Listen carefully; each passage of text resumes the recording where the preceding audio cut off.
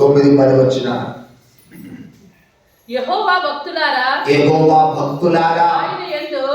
ఆయన యందు భయభక్తులు ఉంచుడి. ఆయన యందు భయభక్తులు ఉంచువానికి ఏమీ కొదవలేదు. సింహపు పిల్లలు లేమి గలవై ఆకలి కొనును. యెహోవాను ఆశ్రయించు వారికి ఏ మేలు కొదువై ఉండదు. పిల్లలారా, దేవుడు తన పరిశుద్ధ మాటలు మన హృదయంలో దీవించును గాక.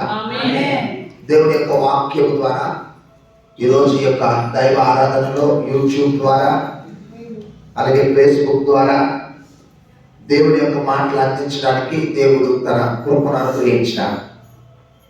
మీరు కూడా మీ స్నేహితులకు, మీ బంధువులకు యూట్యూబ్ ద్వారా సబ్స్క్రైబ్ చేసుకోమని చెప్పండి. 20 సంవత్సరాల క్రితం మన సంఘంలో బాల్యం నుండి పుట్టి పెరిగి ఆశీర్వదించబడి ఎక్కడో చెన్నైలో, తమిళనాడులో కడలి అనేటటువంటి జిల్లాలో మరి పవర్ ప్లాంట్లో ఇంజనీర్గా పనిచేస్తున్నటువంటి తన భర్త, తన బిడ్డలు మన యూట్యూబ్ని చూసి మా మాస్టర్ గారు ఉన్నారు, మా కిరణ్ మాస్టర్ గారు ఉన్నారని వెతికి ఫోన్ నెంబర్ ఆయన కిందన డిప్రెషన్స్లో లేకపోతే చాలా వరకు ప్రయత్నం చేసి ఎన్నో రోజులు బట్టి నిద్ర పట్టక ఇది మొత్తానికి దేవుని కృప పట్టి అందుకొని 20 సంవత్సరాల తర్వాత ఫోన్ చేశారు. వాళ్ళు అమ్మా ఎట్లా తెలిసింది, ఎక్కడ ఉన్నారు, ఏమయ్యారంటే అయ్యగారు మీ యూట్యూబ్లో ఉన్న మెసేజెస్ మేము చూసి మా మాస్టర్ గారు కాదనేది అలాగే ఉన్నటువంటి మాస్టర్ గారు అని మేము పోల్చాం. కనుక ఈరోజు హౌస్ ఆఫ్ ప్రేయర్ సంఘం ఆమదాల శ్రీకాకుళంలో ఇది ప్రపంచ దేశాలకి ఈ యొక్క సువార్తను పంపించడానికి మనం ప్రయత్నం చేయాలి. కనుక మీరు మీ స్నేహితులకు చెప్పాలి, దగ్గరుండి వాళ్ళతో మనం సబ్స్క్రైబ్ చేయించాలి, లైక్ చేయించాలి. ఎందుకంటే గుంటూరులో నేను అందించిన వర్తమానంతో ఎన్నో వందల మంది ఆశీర్వదించబడ్డారు. ప్రతి వారం కూడా దేవుని వర్తమానం ఇక్కడ అందించబడుతుంది. మళ్ళా వెళ్ళి దాన్ని రిపీట్ చేసుకోగలిగితే అది మన హృదయానికి, మన జీవితానికి ఆశీర్వాదం ఇస్తుంది. ఈరోజు ఎవరికి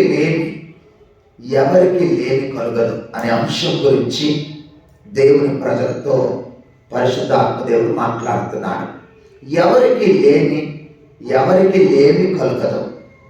ప్రియమైనటువంటి దైవ జనాంగమా, దేవుని ప్రజలారా, దేవుని వాక్యం సెలవిస్తూ ఉంది, మీరు నా సొత్తు, మీరు నా ప్రజలు, నేను నా స్వరక్తం ఇచ్చి మిమ్మల్ని కొనుక్కున్నాను, మీరు మీ సొత్తు కాదు, మీరు నా సొత్తు అని ప్రభు చెప్పినాడు. మరి దేవుడు తన ప్రజలను వర్ధిల్లింపచేయాలంటే, దేవుడు తన ప్రజలను ఆశీర్వాదకరంగా, దీవెనకరంగా, మేలుకరంగా, దేవునికి మహిమ తెచ్చే విధంగా జీవింపచేయాలి అని ఆశిస్తున్నాడు. కానీ ఈ రోజున బైబిల్ చెప్తూ ఉంది, ఎవరికి లేమి అంటే కూడా నేను దేవుని వాక్యంలో మీకు చూపిస్తాను. దేవుని వాక్యం సెలవిస్తుంది, సమూయేలు గ్రంథం 1వ గ్రంథం 2వ అధ్యాయం 8వ వచనంలో సమూయేలు గ్రంథంలో సెలవిస్తున్నాడు. అక్కడ ఏమంటున్నాడు? 2వ అధ్యాయం 8వ వచనం, దరిద్రులను అధికారులతో కూర్చుండబెట్టు మహిమ గల సింహాసనమును స్వతంత్రింపచేయుటకును వారిని మట్టిలో నుండి ఎత్తువాడు ఆయనే. పెంట కుప్ప మీద నుండి లేవనెత్తేవాడు దేవుడు. దేవునికి స్తోత్రం. మన దేవుడు ఎవరంటే మారని దేవుడు, మార్పు లేని దేవుడు. లేమి గల వారిని పెంట కుప్ప మీద నుండి లేవనెత్తేవాడు. లేమి గల వారిని, దరిద్రులను, దీనులను పెంట కుప్ప మీద నుండి లేవనెత్తేవాడు. ఈ వాగ్దానం పట్టుకొని నువ్వు నిత్యము ప్రార్థన చేయవచ్చు. ప్రభువా నేను దీనుడను, ప్రభువా నేను దరిద్రుడను, ప్రభువా నేను నా ఎన్నిక లేని వాడిని, నేను గుర్తింపు లేని వాడిని, నా జీవితం ఇది. కానీ ప్రభు అన్నాడు లేవనెత్తి వాడనన్నాడు.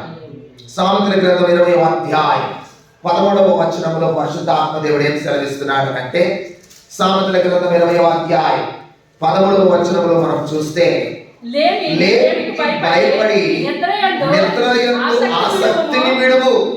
చూడండి, దేవుని వాక్యం మనతో మాట్లాడుతుంది. ప్రియమైన దైవజనాత్మ, వీక్షిస్తున్నటువంటి ప్రజలారా, లేమికి భయపడి నిద్రమత్తుని వేళ మనిషి సగటు పడుకోవాల్సింది 8 గంటలు మాత్రమే. 8 గంటల కంటే ఎక్కువ పడుకుంటే అనారోగ్యం.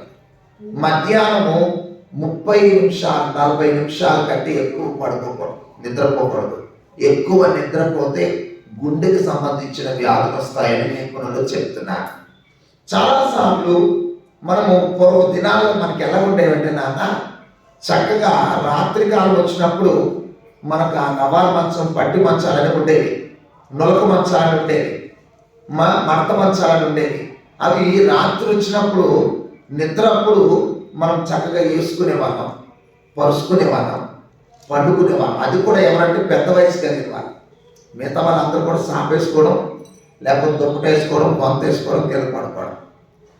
ఈ రోజున ఎట్లా అయిపోయాయంటే మంచాలు, గదులు నిండా ఆవరించి ఉంటున్నాయి. 3 కాట్, 6 కాట్ అని, ఆ కాట్ అని, ఈ కాట్ అని. అంటే ఎప్పుడు కూడా మనిషి దేనిని ప్రేమిస్తున్నాడంటే నిద్ర. అందుకే మన జీవితంలో జరుగుబాటు కావట్లేదు. మన కుటుంబాల్లో మనం అనుకున్నట్లుగా మన జీవితాల్లో మనం అన్ని సాధించుకోవట్లేదు. లేమికి భయపడి నిద్రయందు ఆసక్తిని విడవాలి అని అంటున్నాడు. లేకపోతే ఏమొస్తుందంట? దరిద్రం వస్తుందంట. 3వదిగా చూడండి, లూకా సువార్త 21వ అధ్యాయం 4వ వచనంలో చూస్తే, ప్రియమైన దైవజనాత్మ, పరిశుద్ధాత్మ దేవుడు ఏం మాట్లాడుతున్నాడంటే, ఈమె తన లేమిలో తనకు కలిగినదంతా ఇచ్చింది. అంటే ఆమె ఒక దరిద్రతను కలిగి దీర్ఘంతో ఉన్నప్పటికీ ఆమె దేవుని కొరకు తన సమస్తాన్ని ఇవ్వడానికి ముందుకు వచ్చింది. దేవునికి స్తోత్రం అండి. 4వదిగా చూస్తున్నాం, సామెతల గ్రంథం 13వ అధ్యాయం 7వ వచనంలో బైబిల్లో ఏమని మాట్లాడుతున్నాడంటే, పరిశుద్ధాత్మ దేవుడు దైవజనాత్మ ఏమంటున్నాడండి? ధనవంతులమని చెప్పుకొనుచు ఏమంటున్నాడు అక్కడ? లేమిడి గలవారు కలరు. ఏమండి? ధనవంతులమని చెప్పుకొనుచు లేమిడి గలవారు కలరు.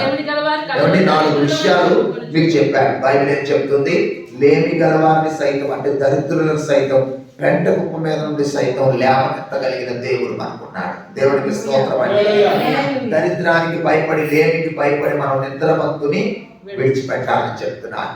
3వది ఏమంటున్నాడంటే, ఈమె తన లేమిలో కూడా దేవునికి సమస్తమును ఇచ్చింది. అయ్యో, నేను పేదాన్ని, లేకపోతే నేను దరిద్రతతో ఉన్నాను, నేను దిక్కుమాల స్థితిలో ఉన్నాను, నేను ఎట్లా దేవుడికి ఇస్తాను అని చాలాసార్లు మనం బాధపడతాం, దుఃఖపడతాం. కానీ దేవుడు మనతో మాట్లాడతాడు. ధనవంతులు మనం చెప్పుకొనొచ్చు, లేమిడి గలవారు కూడా కలరు అని దేవుని వాక్యం సెలవిస్తుంది. ఇంతకీ మనం పరిశీలిస్తాం. దేవుని వాక్యంలోకి వెళ్ళినప్పుడు ఎవరికి లేమి, ఎవరికి లేమి, ఎవరికి లేమి కలుగుతుంది అంటే దేవుని వాక్యంలో చెప్తున్నాడు. 1వదిగా చూస్తే సామెతల గ్రంథం 11వ అధ్యాయం 24వ వచనంలో భక్తులైన సొలొమోను ఏం చెప్తున్నాడు అంటే, తగిన దానికన్నా వెదజల్లి అభివృద్ధి పొందేవారు తగిన దానికన్నా తక్కువ ఇచ్చి లేమి పొందుకునేవారు కలరు. తగిన దానికన్నా తక్కువ ఇచ్చువారికి లేమి కలుగుతుంది. తగిన దానికంటే కూడా తక్కువ ఇచ్చేవారికి. ఏమంటే దేవుని యొక్క వాక్యం చాలా స్పష్టంగా చెప్తుంది. మనకి దేవుడు ఆశీర్వదించినాడు, మనకి దేవుడు అభివృద్ధి పంచినాడు, దేవుడు మనల్ని సమృద్ధిగా మనల్ని నింపినాడు. కానీ మన దేవునికి లేక మనం ఇచ్చే విషయంలో ఎట్లా ఇస్తున్నామంటే తగిన దానికంటే తక్కువ ఇస్తూ మనం కావాలని మనం లేమిని కొనుక్కొని తెచ్చుకున్నట్లుగా జీవిస్తున్నాం. మలాకి గ్రంథం 3వ అధ్యాయం 10వ వచనంలో మనం చూస్తే, అందులో మొట్టమొదటిగా మనం చూస్తే, ఇవ్వగలిగిన కొలది ఇవ్వాలి దేవునికి, ఇవ్వగలిగిన కొలది మనం దేవునికి ఇవ్వాలి. దేవుని వాక్యం సెలవిస్తుంది. దేవుడు బైబిల్ గ్రంథంలో పెట్టినటువంటి ఒక అత్యంత అపూర్వమైనటువంటి ఆశీర్వాదం ఇది. ఏమన్నాడు? 3వ అధ్యాయం, నా మందిరంలో ఆహారం మీ 10వ భాగం అంతయు నా మందిరపు నిధిలోనికి తీసుకొని దీనిని చేసి మీరు నన్ను శోధించిన. ఏమంటున్నాడు? మీరు నన్ను శోధించండి. మీరు నన్ను అడగండి, మీరు నా బిడ్డలు, మీకు హక్కు ఉంది, మీరు నా వారసులు, మీరు నా స్వాస్యం. స్వాస్యం అంటే ముద్దు బిడ్డలు, నా ప్రియమైన బిడ్డలు. మీరు అడగండి, నేను ఇవ్వకపోతే అట్లా అడగండి, మీరు అడగండి. ఏమిటి దేవుని వాక్యం సెలవిస్తుంది? తగిన దానికంటే మనం తక్కువ ఇచ్చి లేమి తెచ్చుకుంటున్నాం ప్రియమైన దేవుని బిడ్డలారా. రెండవదిగా చూస్తున్నాం బి ఏమంటున్నాడంటే మత్తయి సువార్త 7వ అధ్యాయం 2వ వచనంలో చూస్తే అక్కడ ప్రభు వారు ఏం చెప్తున్నారు, యేసు ప్రభు వారు ఏం చెప్తున్నారు? ప్రభు స్పష్టంగా మాట్లాడుతున్నాడు. ఏమంటున్నాడు అక్కడ? మీరు తీర్చు తీర్పు చెప్పుననే మిమ్మల్ని గూర్చి తీర్పు తీర్చబడు. మీరు కొలుచు కొలత చెప్పుననే కొలవబడును. పిడికిడి విత్తనాలు వేస్తే ఏమిటి? గరిసెడి విత్తనాలు వేస్తే ఏమిటి? కుంచుడు విత్తనాలు వేస్తే మనం చేసిన దాన్ని బట్టే ఏమా ప్రియమైన దేవుని బిడ్డలారా, మీరు కొలుచు కొలత చెప్పుననే మీకు కొలవబడుతుంది. అంతకు మించి మనం ఇంకా ఎక్కువ దేనిని ఎక్స్పెక్ట్ చేస్తే అది మన అవివేకం. దేనినైనా మనం కోరుకుంటే అది మన ఏమిటి పిచ్చితనం చెప్పాలంటే. కనుక మీరు కొలుచు కొలత చెప్పుననే మీకు కొలవబడుతుంది. కనుక దేవుని యొక్క వాక్యం సెలవిస్తున్నావు, నువ్వు ఏం విత్తుతావో దాన్ని కోస్తావు. కనుక చాలాసార్లు ఎకనామికల్ గా, ఫైనాన్షియల్ గా మనము బ్యాక్వర్డ్ అయిపోతున్నాం. చాలాసార్లు బలహీనం అయిపోతూ ఉంటాం. అయ్యో నేను ఎక్కడ, ఏంటి నా పరిస్థితి ఏంటి, నేను ఎంత దేవుడు పెట్టిన ఉన్నాను, నాకు ఎందుకు ఇట్లాంటి పరిస్థితి వచ్చిందంటే ఆయన అంటున్నాడు, నీవు కొలుచు కొలత చెప్పునే నీకు కొలవబడుతుంది. దేవుని వాక్యం సి ఏమంటున్నాడు? లూకాసు వార్త 6వ అధ్యాయం 38వ వచనంలో దేవుని ఒక వాక్యం ఏం సెలవిస్తూ ఉందని అంటే అక్కడ 6వ అధ్యాయం 38వ వచనంలో క్షమించుడి అప్పుడు మీరు క్షమించబడతారు, ఇయ్యుడి అప్పుడు మీకు ఇవ్వబడుతుంది. ఎవరు దేవుడు అంటున్నాడు, మీరు ఇవ్వండి, మీరు ఇస్తే మీకు ఇవ్వబడుతుంది.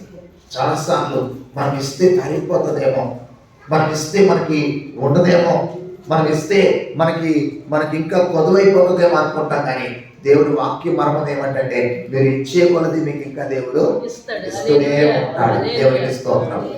ఈరోజు దేవుడు మనతో మాట్లాడుతున్నాడు, ఎవరికి లేమి కలుగదు. ఇది మన యొక్క దేవుడిచ్చే అంశం. కనుక డి మనం చూస్తే ఇర్మియా గ్రంథం 27వ అధ్యాయం 5వ వచనంలో మనం చూస్తే 27వ అధ్యాయం 5వ వచనంలో చూస్తే ఇర్మియా గ్రంథం 27వ అధ్యాయం 5వ వచనంలో చూస్తే అధిక బలం చేత చాచిన బాహు చేత ఎవరికి ఇచ్చుట న్యాయమని నాకు తోచును. అది నా ఇష్టం. వాళ్ళకి ఎందుకు ప్రభావ గొప్పవారు చేస్తున్నాం, వాళ్ళు ఎందుకు ప్రభావ ఆ విధంగా వర్ధలింప చేస్తున్నాం అని అంటే నా ఇష్టం. నేను ఎవరికి ఇస్తానో, ఎవరికి ఇచ్చుట న్యాయమని నాకు తోస్తుంది, నేను వారికి ఇస్తాను. చూస్తున్నామమ్మా, దేవుడు మనతో మాట్లాడుతున్నాడు. మనం చూస్తే కీర్తనకారుడు అంటున్నాడు 112వ కీర్తన 9వ వచనంలో చూస్తే ఎవరి దాతృత్వం కలిగి పేదలకు ఇచ్చుచు వారి నీతి నిత్యము నిలుచును, వారి కొమ్ము ఘనత నుండి హెచ్చింపబడును. దాతృత్వం కలిగి ఎవరి దాతృత్వంతో మనము ఇచ్చేవారంగా మనం ఉండాలి. కనుక తగిన దానికంటే తక్కువ ఇచ్చి ఏమి తెచ్చుకుంటున్నారు ఈ రోజున చాలా మంది దైవజనులు, దైవ కుటుంబీకులు. కానీ రెండవదిగా చూస్తున్నాం ఎవరికి లేమి కలుగుతుందంటే వట్టి మాటలు చెప్పేవారికి. సామెతల గ్రంథం 14వ అధ్యాయం 23వ వచనంలో పరిశుద్ధాత్మ దేవుడు ఏం మాట్లాడుతున్నాడు అంటే ఏమని? లాభమే కలుగు. వట్టి మాటలు ఏం తెచ్చుకుంటాం? లేమిడికి తెచ్చుకుంటాం, దరిద్రతను తెచ్చుకుంటాం వట్టి మాటల వల్ల. ఏమండి అందులో మనం చూద్దాం దేవుని యొక్క వాక్యములో చూడండి. సామెతల గ్రంథం 13వ అధ్యాయం 3వ వచనంలో ఏమిటనంటే తన నోరు కాచుకుని తనను కాపాడుకుంటాడు, ఊరకొనక మాట్లాడేవాడు తనకు నాశనం. ఊరకొనక మాట్లాడు. వాళ్ళేదో మాట్లాడాలని మనం మాట్లాడు, వీళ్ళేదో అన్నారని మనం మాట్లాడు. మనకి ఎందుకు అన్నెసెసరీ టాకింగ్? ఏంది? చాలాసార్లు దేవుని బిడ్డలంగా మన మాటలు ఎలా ఉండాలండి? కొద్దిగా ఉండాలి, తక్కువగా ఉండాలి. ఏమంటే మనకు ఉన్నటువంటి అది ఒక గొప్ప పర్సనల్ డెవలప్మెంట్. మొన్న మేము ఒక 200 మంది విద్యార్థులతో మన మంగళవారము బుధవారము మన జూనియర్ ప్రభుత్వ కళాశాలలోనే ఈ యొక్క personal contact and personal development and spoken English వాటి మీద ఒక సెమినార్ పెట్టాను. ఏంటి అందులో అక్కడ ఉన్నటువంటి విద్యార్థి ఆ యొక్క చెప్పినటువంటి ఆ స్పీచ్ చెప్పిన వ్యక్తి కూడా మనం ఎవరి దగ్గరికి వెళ్ళినప్పుడు ఎలా మాట్లాడాలి, అది ఒక గొప్ప ఏమిటి మంచి ఒక వ్యక్తిత్వం కలిగినటువంటి ఒక శిక్షణ. ఊరికనే మాట్లాడటం చాలా వెరీ ప్లెజెంట్గా ఉండాలి. రెండోది ఏంటంటే దేవుని ప్రజలంగా ఉన్నాం కనుక, దేవుని పిల్లలంగా ఉన్నాం కనుక కొన్నిసార్లు మీరు చూసారా యేసు ప్రభు స్టైల్ ఆఫ్ మినిస్ట్రీ, ఆయన యొక్క పరిచర్యలో మనం చూస్తే కొంతమంది అన్నారు యేసు మాకు మాట్లాడనంతవరకు ఆయన నోరు తెచ్చేవాడు కాదు. ఏమండి ఆయన మాట్లాడిన దానికంటే ఎక్కువ మాట్లాడడానికి ఇష్టపడేవాడు కాదు. గమనించండి ప్రియమైన దేవుడు, ఎందుకంటే చాలా ప్రమాదం తెచ్చుకుంటాం మనం. సమయోచితమైన మాట మనం చాలా ప్రాముఖ్యమైనది. సామెతల గ్రంథం 15:23 అంటున్నాడు, సమయోచితమైన మాట ఎంతో మనోహరంగా ఉంటుంది. ఎలా ఉంటుంది? ఎంతో మనోహరంగా ఉంటుంది. ఆయన బ్రదర్ మాట్లాడితే బాగుండు, లేదా సిస్టర్ మాట్లాడితే బాగుండు అన్నట్లుగా మనం మాట్లాడాలి. మూడవదిగా మనం చూస్తున్నాం సామెతల గ్రంథం 25:11 మనం చూస్తుంటే ఏమంటున్నాడు అక్కడ సమయోచితంగా పలుకబడిన మాట చిత్రమైన వెండి పళ్ళెంలో ఉంచబడిన ఏమిటి? ఇది చాలా ప్రాముఖ్యమైనది. సమయోచితమైనటువంటి మాట అంట ఒక చిత్రమైన వెండి పళ్ళెంలో పెట్టబడిన బంగారపు పండ్ల వంటిది. అబ్బా, నువ్వు మాట్లాడితే ఒక ఉందాతనం ఉండాలి, నువ్వు మాట్లాడితే ఒక గౌరవం ఉండాలి. ఎందుకంటే వట్టి మాటలు చెప్పే వారికి ఏమొస్తుందంట? లేమి వస్తుంది. కనుక దేవుడు మనతో మాట్లాడుతున్నాడు. సామెతల గ్రంథం 13:11 మనం చూస్తే మోసము చేత సంపాదించిన ధనం క్షీణించిపోవును, కష్టము చేత కూర్చుకుని వాడు తన ఆస్తిని వృద్ధి చేసుకుంటాడు. మోసం చేస్తే మనం మోసం చేస్తాం, మనం అబద్ధాలు ఆడతాం, మనం ఏదో చేస్తాం. వచ్చిన ధనం ఎంతకాలం ఉంటుంది? కానీ కష్టం చేసినటువంటి కష్టపడి చెమటోడ్చి మనము శ్రమించి మనం కష్టపడి మనం సంపాదించిన ఆస్తి మనం వృద్ధి చేసుకునేటప్పుడు అది మనకి ఎంతో దీవెనగా ఉంటుంది. మొట్టమొదటి దేవుడు ఏం మాట్లాడినాడు? తగిన దానికంటే తక్కువ ఇచ్చి లేని తెచ్చుకుంటున్నారు కొంతమంది, మరి కొంతమంది వడ్డీ మాటలు చెప్పి లేని తెచ్చుకుంటున్నారు. మూడవది, సుఖభోగముల యందు వాంఛగలిగిన వారికి తప్పకుండా దరిద్రం వస్తుంది. సుఖభోగములు చెప్పాను కదా ఇందాక, పూర్వం మంచాలు మన ఇంట్లో ఎక్కడో మూల ఉండేది, ఇప్పుడు మంచాలే మన ఇంటి నిండా ఉన్నావు. ప్రార్థన పెట్టుకుంటాం, మంచం ఉన్నది కదా, అందుకే మనం ప్రార్థన పెట్టుకునే పరిస్థితి కొన్నిసార్లు. ఎత్తాలి మంచం ఎత్తాలి. గమనిస్తున్నారా? ప్రియమైన పిల్లలు, సామెతల గ్రంథం 21:17 ప్రియమైన దైవజనాంగ దేవుడు మాట్లాడుతున్నాడు.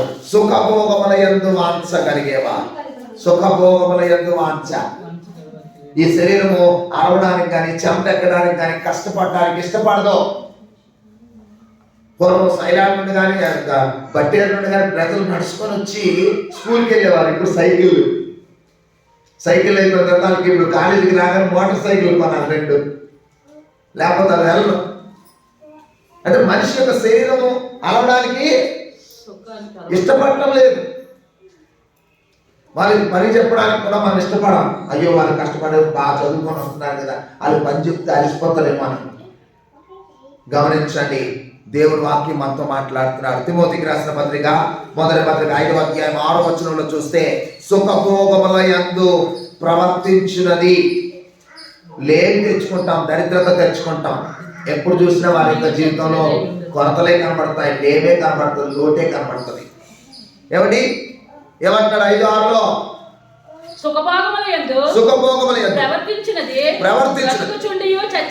బ్రతుకుతున్నది ఆయన ఎప్పటికీ చచ్చిన దాంతో సమానం. దేవుని ప్రియమైన దైవజనాంగమా, దేవుని వాక్యాన్ని వీక్షిస్తున్నటువంటి ప్రజలారా, దేవుడు ఈ ఉదయకాల సమయంలో మీతో మాట్లాడుతున్నాడని మీరు భావించండి. దేవుడు మిమ్మల్ని మేల్కొల్పుతున్నాడని భావించండి.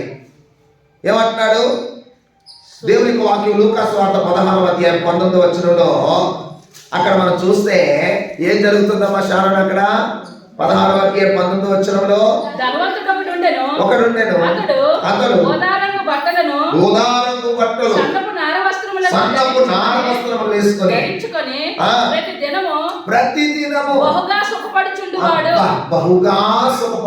అంట. వాడికి ఏం కలిగిందో గట్టి ఎట్లా పట్టిందో మీకు తెలుసు కదా. బహుగా సుఖం. ప్రియమైన దేవుని బిడ్డలారా, ఈరోజు డాక్టర్లు ఈరోజు చెప్తున్నారు ఈ యొక్క వ్యాధులకి ఈ బాధలకి కారణం ఏంటంటే ఒళ్ళు చెంప పట్టకపోవడమే. అందుకే కదా వాకింగ్లు చేస్తున్నారు పొద్దున్న లేచిన తర్వాత. ఒకప్పుడు పని కట్టుకుని వాకింగ్కి వెళ్ళేవారు ఎవరు ఉండేవారు కాదు. ఎందుకంటే పొద్దున లేస్తే ఈ కర్రలు, పొద్దున లేస్తే బకెట్లతో నీళ్లు తోడే పరిస్థితి. కొంతమంది గెలుకుండేది, కొంతమందికి ఏమో చేరుకునే తాడు. ఏంటి ఆ అనుభవాలన్నీ ఒకసారి గుర్తు చేసుకుంటే, కొన్నిసార్లు కొలాయి దగ్గరికి వెళ్తే ఎక్కడో వీధిలో కొలాయి ఉండేది, ఆ కొలాయి దగ్గర బోర్డు బిందులు ఉండేవి. అక్కడ అరగంట ఎంతో కనిపెట్టుకుని ఉండేవాళ్ళం. కానీ ఇప్పుడు స్విచ్ నొక్కగానే నీళ్లు. ఏంటి బట్టలు ఉతుక్కోవాలంటే ఎంతో బెజారు ఒక రోజు.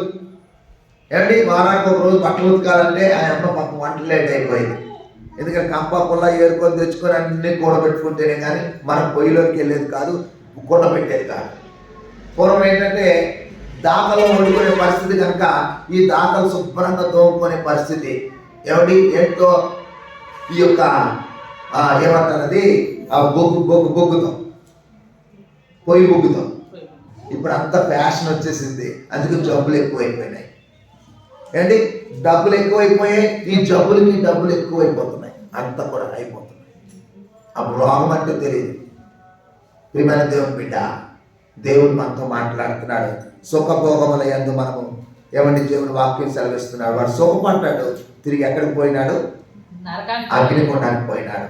ప్రసంగి గ్రంథం 2వ అధ్యాయం 24వ వచనంలో చూస్తున్నాం. సుఖపడుట కంటే నరునికి, చూడండి అక్కడ 24వ వచనంలో, సుఖపడుట కంటే నరునికి త్వరగా 2:24 అన్నపానములు పుచ్చుకొనుట కంటే, తన కష్టార్జితం చేత సుఖపడుట కంటే నరునికి మేలుకరమైనది ఏది? చాలు ప్రియమైన. కనుక ఎవరికి లేమొస్తుంది? దేవుని వాక్యం సెలవిచ్చింది, తగిన దానికంటే తక్కువ ఇచ్చేవానికి లేమి. ఏమండి మనము ఒట్టి మాటలు చెప్పేవానికి లేమి కలుగుతుంది. సుఖమును విడిచి నిద్రను ఆశిస్తే మనకి ఏం కలుగుతుంది? సుఖభోగముల యందు వాంఛ కలిగిన వారికి లేమి వస్తుంది, దరిద్రత వస్తుంది. దరిద్రత అనేటప్పుడు కొన్నిసార్లు మనం అనుకుంటాం డబ్బు విషయంలోనే అనుకుంటాం, కానీ కొన్నిసార్లు ఆరోగ్యం కూడా మనకి దొంగలించినప్పుడు ఆ వ్యక్తి యొక్క జీవితంలో. లతా మంగేష్కర్ ఈ మధ్యకాలంలో, మన లతా మంగేష్కర్ ఒక మంచి గాయని ఈ మధ్యకాలంలో గతించిపోయింది. ఆమె చక్కనటువంటి వర్తమానం, మరణ వాంగ్మూలం ఇచ్చి వెళ్ళిపోయింది. ఆమె చెప్పినటువంటి మాటలు ఈ రోజున ప్రపంచం అంతా కూడా సోషల్ మీడియాలో వెళ్ళిపోతున్నాయి.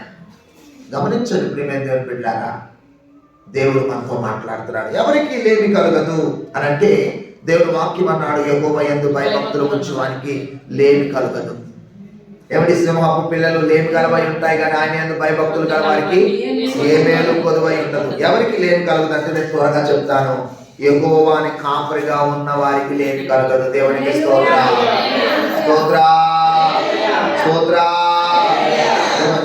3వ కీర్తన 1వ వచనంలో చూస్తున్నాం, యెహోవా కాపరిగా ఉన్న వారికి ఏముండదు? లేమి ఉండదు. ఎందుకంటే నెంబర్ 1 అందులో ఏలో మనం చూస్తున్నాం. కీర్తన గ్రంథం 28:9లో వారికి కాపరి నిత్యము వారిని ఉద్ధరించేవాడిగా ఉన్నాడు దేవుడు. ఆయన మనం కాపరిగా చేసుకుంటే లేమా, ఆయన మనకి ఉద్ధరిస్తాడు, ఆయన మనం కాపాడతాడు. కనుక రెండవదిగా చూస్తున్నాం, యెహెజ్కేలు గ్రంథం 34వ అధ్యాయం 23వ వచనంలో చూస్తే కాపరిగా ఉండి వారిని నేను మేపుతాను అని అంటున్నాడు. దేవునికి స్తోత్రం. కాపరిగా ఉండి ఆయన మనల్ని ఏం చేస్తున్నాడు? మేపుతాడు. మూడవదిగా చూస్తున్నాం, సెకర్యా గ్రంథం 9వ అధ్యాయం 16వ వచనంలో బైబిల్ గ్రంథంలో చూస్తే కాపరి తన మందను రక్షించినట్లుగా ఆయన మనల్ని రక్షిస్తాడు. ఆయన మనను రక్షిస్తాడు. జకర్యా గ్రంథంలో చూస్తున్నాం. 4వదిగా చూస్తున్నాం. జకర్యా గ్రంథం 11వ అధ్యాయం 17వ వచనంలో చూస్తే మన కాపరి మందను విడనాడువాడు కాడు. పనికి వాళ్ళటువంటి కాపర్లు అయితే మందను విడిచిపెట్టేసి ఎక్కడో సోది కొట్టుకోవడానికి వెళ్ళిపోతారు. ఏదో వచ్చి పట్టుకుపోతుంది. కానీ మన కాపరి అయితే మంచి కాపరి, దేవునికి స్తోత్రం, ప్రధాన కాపరి. ప్రియమైన దేవుని బిడ్డలారా, ఇందాక నేను వస్తున్నప్పుడు కుక్క ఆ సడన్ గా 2 కుక్కలు దెబ్బలాడుకుని అడ్డంకి వచ్చాయి. వెంటనే సడన్ బ్రేక్ వేసి కానీ బ్రేక్ వేసినా పడిపోతాను. కానీ మన కాపరి ఒకడు ఉన్నాడు కదా మనకి. చూడండి, ఇప్పుడే జస్ట్ అది ఎంత గొప్ప కార్యం. యోహాను సువార్త 10వ అధ్యాయం 11వ వచనంలో చూస్తున్నాం. నేను గొర్రెలకు మంచి కాపరిని. హల్లెలూయా, హల్లెలూయా, హల్లెలూయా. నేను గొర్రెలకు మంచి కాపరిని. దేవునికి మహిమ కలుగుగా. జకర్యా గ్రంథం 10వ అధ్యాయం 2వ వచనంలో చూస్తున్నాం. ఏమంటున్నాడు? కాపరి లేక ఎవరి అక్కడ వాక్యం చదవం. జకర్యా గ్రంథం 10వ అధ్యాయం 2వ వచనం, 10:2వ వచనం.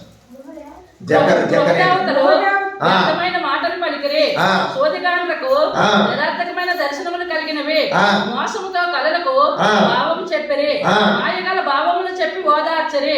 కాబట్టి గొర్రెల మంద తిరుగులాడినట్లు జనులు తిరుగులాడిరి. కాపరి లేక బాధ నొందిరి. కాపరి లేకపోతే ఏమొస్తుంది? బాధ వస్తుంది. కాపరి మనకు ఉండాలి. ఆయన ఎవరై ఉండాలి? మన ప్రభు అయిన యేసుక్రీస్తు. హల్లెలూయా, హల్లెలూయా. కనుక ఎవరికి లేమి కలగదంటే ఎవరైతే మన ప్రభువుని కాపరిగా చేసుకుంటారో వారికి లేమి కలగదు. రెండవదిగా మనం చూస్తున్నాం, యెహోవాని ఆశ్రయించే వారికి ఏ మేలు కొదువై ఉండదు. దేవునికి స్తోత్రం. ఎవరి యెషయా గ్రంథం 25వ అధ్యాయం 3వ వచనంలో గాలి వాన తగలకుండా ఆశ్రయంగా ఉంటాడు మన కాపరి. దేవునికి స్తోత్రం. గాలి వానలు రాకుండా దేవుడు మనకి ఎలా ఉంటాడు? గొడుగులాగా కాస్తాడు. ఏమండి? కీర్తనల గ్రంథం 11వ అధ్యాయం 27వ వచనంలో చూస్తే ఆశ్రయించేవారు స్థిరంగా ఉంటారు. దేవుడిని ఆశ్రయించే వారికి స్టెబిలిటీ అంటే లేకుండా ఉంటారు. స్థిరంగా దేవుడు స్థిరపరుస్తాడు, దేవుడు దృఢపరుస్తాడు. అమ్మా, కనుక మూడవదిగా చూస్తున్నాం. దానియేలు గ్రంథం 3వ అధ్యాయం 28వ వచనంలో చూస్తే దేవుడిని ఆశ్రయించే వారికి దేవుడు రక్షిస్తాడు. దేవునికి స్తోత్రం అండి. ఆయన ఆశ్రయించే వారికి ఆయన రక్షిస్తాడు. నాలుగవదిగా చూస్తున్నాం. ఎవరి కీర్తనల గ్రంథం 34వ కీర్తన 10వ వచనంలో అంటాడు, ఆయన మేలులతో సింహపు పిల్లలు లేమి కలవై ఆకలి కొంటాయి, కానీ ఆయన ఆశ్రయించే వారికి ఆయన ఏ మేలు కొదువ లేకుండా సమృద్ధిలోకి నడిపిస్తాడు. సామెతల గ్రంథం 30వ అధ్యాయం 5వ వచనంలో చూస్తే ఆశ్రయించే వారికి దేవుడు ఎలా ఉన్నాడు? అక్కడ కేడముగా ఉన్నాడు. దేవునికి స్తోత్రం అండి. ఏమండి? కీర్తనల గ్రంథం 55వ కీర్తన 11వ వచనంలో చూస్తే ఆయన ఆశ్రయించేవారు ఎల్లప్పుడూ సంతోషంగా ఉంటారు. దేవునికి స్తోత్రం, దేవునికి స్తోత్రం, దేవునికి స్తోత్రం. ఎవరికి లేమి కలగదు, ఎవరికి లేమి కలగదు. ఆయన కాపరిగా చేసుకునే వారికి లేమి కలగదు. ఆయన సంరక్షణలో ఉన్న వారికి లేమి కలగదు. ఆయన ఆశ్రయించే వారికి లేమి కలగదు.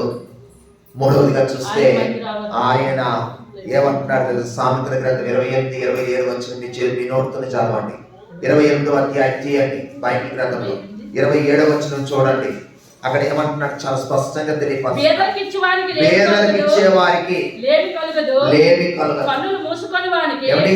పేదలకు ఇచ్చే వారికి కూడా లేమి కలగదు. నిన్న మేము సర్వీసులు వెళ్ళాము పాస్టర్ గారికి. ఏమిటి? అక్కడికి వెళ్తే అక్కడ బొప్పాయి పళ్ళు ఒక ఆయన అమ్ముతున్నాడు. అవి అసలు బాగోలేదు పళ్ళు. ఏమిటి? ఆ బొప్పాయి పళ్ళు అమ్ముతున్న వ్యక్తి ఇంచుమించు 85-90 సంవత్సరాలు ముసలి వ్యక్తి, వృద్ధుడు. ఏమిటి? సరే, ఆయన ఏదో చెప్తున్నాడు. అమ్మా అని అంటున్నాడు, తీసుకోండి అమ్మా అని అంటున్నాడు. సరే, ఆ బొప్పాయి పళ్ళు పనికిరావు, అవి బాగా పోయినాయి. కానీ నేను అన్నాను, ఓన్లీ ఆ వ్యక్తికి మనం సహాయం చేసినట్టు అవుతుంది. ఒక 60 రూపాయలు ఇచ్చి ఆ బొప్పాయి పళ్ళు. శ్రీకాకుళంలో వచ్చిన నందగిరి పెడతారు సీలో పాపం కూరగాయలు పెట్టుకొని అమ్ముకుంటుంటారు. కొన్నిసార్లు అంటే మనం అటువంటి వ్యక్తులను ఐడెంటిఫై చేయాలి. కొన్నిసార్లు పేదవాళ్ళు మనకు ఎదురుపడుతుంటారు. మన ఇంటి నిండా చీరలు ఉంటాయి, మన ఇంటి నిండా బట్టలు ఉంటాయి, దుప్పట్లు ఉంటాయి. ఒక దుప్పట ఒక బట్ట ఇచ్చినంత మాత్రం మనకేమీ తక్కువ కాదు. రోజున చూడండి, దేవుని యొక్క వాక్యం మనతో మాట్లాడుతుంది. కనుక పేదలకి మనకి ఇచ్చేటటువంటి ఆ మనస్సు, ఆ హృదయం మనం కలిగి ఉన్నప్పుడు మన ఇంట్లో ఎప్పుడు దేవుడు సమృద్ధిని ఇస్తాడు. దేవుడు ఏంటి దేవి గ్రంథం 19:17 చూస్తే, పేదవాడని పక్షపాతం మనం చూడకూడదు, చేయకూడదు. పేదవాడి కొంగలాగా ఉన్నవాడి కొంగలాగానే పక్షపాతం మనం చూడకూడదు.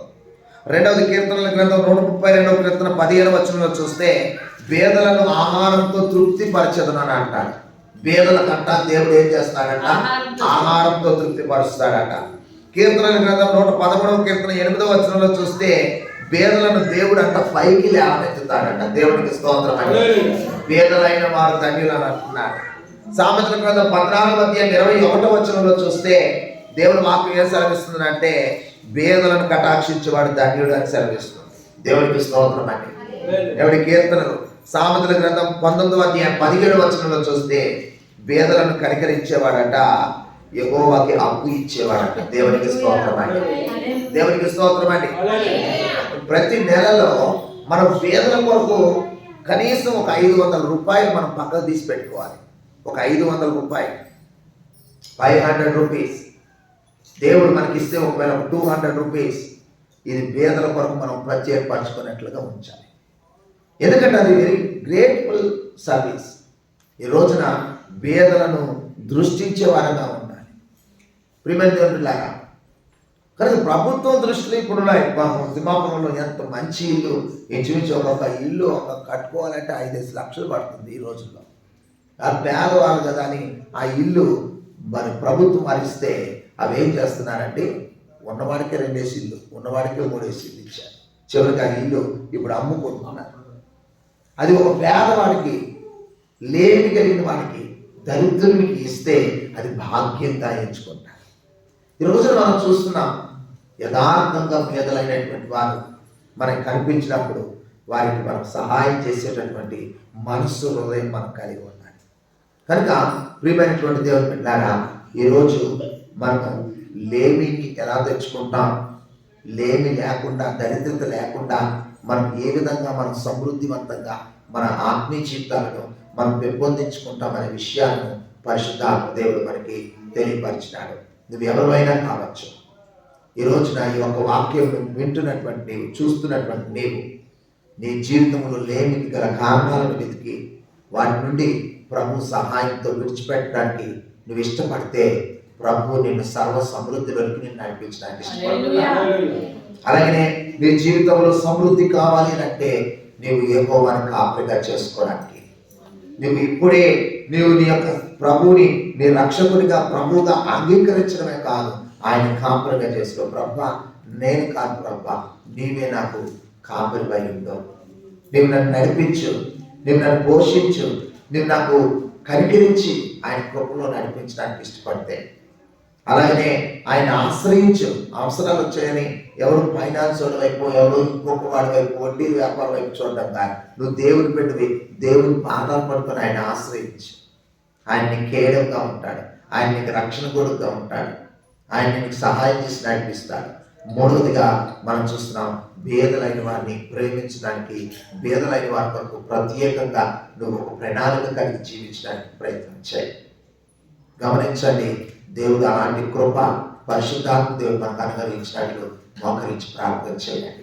ఇగో ఎన్నో సంవత్సరాల నుండి నువ్వు ఎవరికి కూడా ఇవ్వలేని పరిస్థితుల్లో ఉంటున్నావు. పరిచర్యకి, సంఘ క్షేమాభివృద్ధికి, సంఘ అవసరాలకి నువ్వు దేవుని కొరకు నీ యొక్క కష్టార్జితాన్ని వెచ్చించలేని వ్యక్తిగా ఉన్నావు. ఈరోజు ప్రభు నీతో మాట్లాడుతున్నాడు. దైవ జనాంగం, ప్రభు నీతో మాట్లాడుతున్నాడు. జ్ఞాపకం చేసుకుందాం. ప్రియ ప్రభు వారికి వందనాలు, స్తోత్రాలు చెల్లించుకుంటున్నాం. ఉదయకాల సమయంలో లేమి ఎవరికి లేమి కలగదు అనే అంశం ద్వారా ఆయన వీక్షిస్తున్నటువంటి ప్రేక్షకులకు, అలాగే విశ్వాసులకు, దైవజనులకు, దైవ సేవకురాటలకు, దాని ఈ రోజున ప్రభు ఈ వర్తమానం వెళ్తున్న ప్రతి ఇంట్లోని నువ్వు సమృద్ధి చేస్తున్నాములు దయచేయబడును గాక. ఇదిగో యెహోవా మందిరంలో ఆహారం ఉన్నట్లు మీ 10వ భాగమును ఆహారం నిధిలోనికి తీసుకొని రమ్మన్న మందిరపు నిధిలోనికి. ఇది చేసి మీరు నన్ను శోధిస్తే నేను ఆకాశవాకులుగా చెప్తానన్నా. మేము మీకు వాగ్దానం చేస్తున్నాం ప్రభా, మీరు మమ్మల్ని బ్లెస్ చేసిన కొలది, మీరు మాకు ఇచ్చిన కొలది, ఈ చేయ కురచు కాకుండా, ఈ హృదయం కురచు కాకుండా నాయన మేము ఎల్లప్పుడూ దాతృత్వం కలిగిన వారిగా, నాయన మేము ఎల్లప్పుడూ కూడా ఇతరులకు ఇచ్చేవారంగా, ఇతరులకు మేలు కోరేవారంగా, ఇతరులకు మేము సేవ చేసేవారంగా, ఇతరుల ప్రయోజనం కొరకు వాడబడేవారంగా, ఇతరుల యొక్క క్షేమాభివృద్ధి కొరకు ఆయన జీవించేవారంగా మమ్మల్ని చేయమని మా ప్రియ ప్రభువానికి వేడుకుంటూ, నాయన ఇదిగో తండ్రి, ఈ రోజున అనేక మంది నాయన గోరుండి దారిద్ర్యాన్ని తెచ్చుకుంటున్నారు, కొనుక్కుంటున్నారు. అట్టి జనాంగాలందరినీ కూడా మీరు మారుమనసులు ఇచ్చి నీ కృపను నడిపించమని మా ప్రభువును మా రక్షకుడైన యేసుక్రీస్తు నామములో ప్రార్థించి బిడ్డలను దీవించి మీరు ఇచ్చిన వర్తమానం మరలా నాయన వారి ఇంటికి వెళ్ళి వీక్షించి వారు నాయన అనేకులకు పరిచయం చేసి నాయన అనేక కుటుంబాల్లో సర్వ సమృద్ధి కలిగిన వారిగా మా యొక్క జీవితాల్లో మేము ఆ అబ్రహాము అన్ని విషయాల్లో ఆశీర్వదించబడినట్లుగా మేము కూడా దీవించబడే కృపను దయచేయమని యేసుక్రీస్తు శక్తి కలిగిన నామంలో ప్రార్థించి పొందుకొని వెళ్తున్నాం తండ్రి. ఆమేన్.